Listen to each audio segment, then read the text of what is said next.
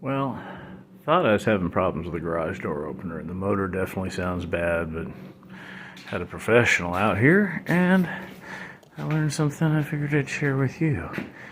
I was messing with foam insulation to keep the heat down, stuff from stucco jobs, but if you have a metal garage door and you have some pieces like this on there, these are reinforcements for when your garage door metal cracks. I think, which one is it? This one right here comes off, so that's broken. See, that's broken, and there's a crack up at the top too.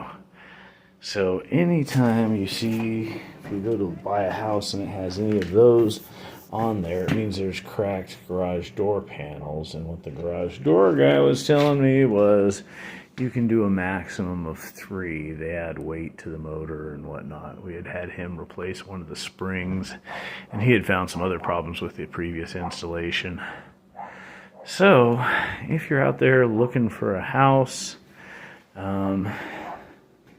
just know if there are a couple, 2 or 3 of those on there, your garage door probably only has a few more years of life. We're going to do a whole garage door replacement.